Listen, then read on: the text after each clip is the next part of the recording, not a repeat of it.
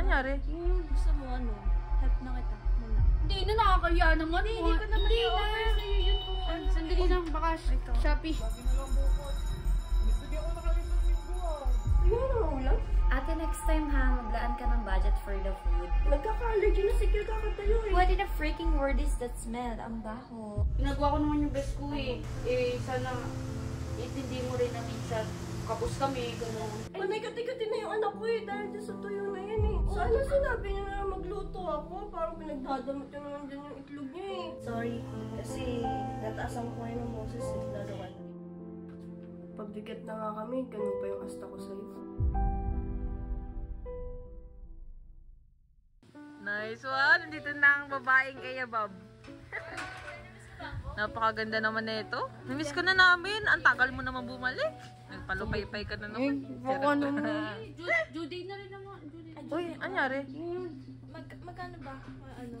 9.5 to. Oh, tapos. Eh, due date na ngayon. 8 pa? Kasi may converge pa ako, tapos mayroon pa water bill eh. Gusto mo ano? Help na kita muna. Grabe naman si ate mo.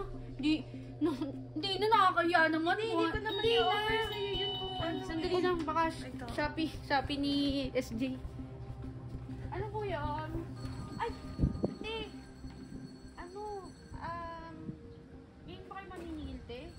Oo, kasi mga araw na eh. Pwede bang sa susunod na araw na lang, te? Lagi na lang bukas. Nagbigyan ko na kayo sa linggo Pero sige, bukas ha. Sige, te. Balik na lang kayo. Sige, te. Kasi pa na yung offer ni Mau. Ano ka no? Hindi ko naman i-offer sa'yo. Kaya ko yun. Gulo ka. Kung di makaya, ano na lang. Mau! Tara kain na, Mau. Ay, Ate Sam, napawin ako ni Mami. Ay, ka nakakain dito? Oh, doon na lang po ako kain. Next time na lang po. Sige. Pakisabi na lang pala sa ako. Sige, ingat. Bye-bye po. Thank you. Ingat.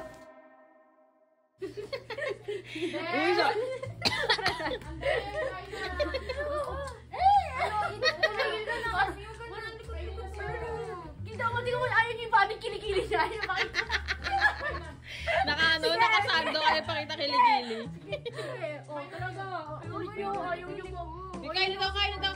Kain na. Tuyo na ang ulam. Ha? Nagkaka-allergy na sikil kakatayo eh. Ay, hindi. Lagi na lang tayo eh. Hindi ngayon lang yan kasi... OMG! What in the freaking word is that smell? Ang baho. Ate, ano yan? Uy, masarap naman yan. Tuyo. Sana sinabi niya na magluto ako, parang pinagdadamot niya naman dyan yung itlog niya eh. Panay kati-kati na yung anak ko eh, dahil dyan sa tuyo na yan eh. Lagi na lang. Ay, hindi. Sige, pwede naman tayo magluto na lang ulit. Mga rashes ni Kira. Tsaka kasi, sige, lutuan na lang kita din. Parang pinagdadamot ko. Hindi, kasi binabudget natin yung itlog para sa susunod na linggo din eh. Kasi, yan na lang din natira para So many naman eh. Para kay Kira lang naman Kaya eh. kahit sa anak ko lang oh. Sige. Sigurado ka? Kasi wala na tayo para sa naka-portion na kasi yun, di ba? Kay Baste, sige, Kikil naman eh. Sige, Kikil. Sige, lutuin ko na lang ito. Sorry, Kulin, kung ganun yung pagkakatrato ko o pagkakasabi sa'yo ah. Pagbigat na nga kami, ganun pa yung asta ko sa'yo. Ate, next time ha, maglaan ka ng budget for the food. Nagbibigay naman ako ng 1K per month. Napaka-cheap ha. Lagi na lang tuyo, my God. Then, sorry kung hindi ko kayo mapakain ng maayos dito Pero ginagawa ko naman yung best ko eh. Tapos alam ko naman na ako nagpumilig sa inyo dito na tumira. Tapos wala akong mapakain ng maayos.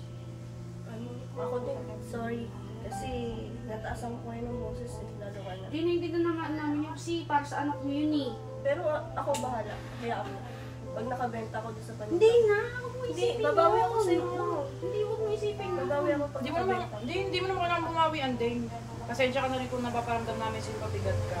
Pero hindi naman. Hindi ka pabigat din. Alam mo naman yun eh. Sana itindi mo rin na minsan. Kapos kami, gano'n. Pasensya ka na. Pero hindi ko naman pinagdadamot sa'yo yung mga pagkain dyan. Kahit ano makain mo eh. Kaya, sorry kung yung mali yung pagkakasama ko sa inyo. Mali din yung way na pagkakaano ko sa inyo. Sorry din ah. Sorry guys kung wala kang mapakain ng maayos dito. Pero ano, kaya naman natin yan. Group hug na tayo, group hug. Group hug? Kain din sila group. Kailangan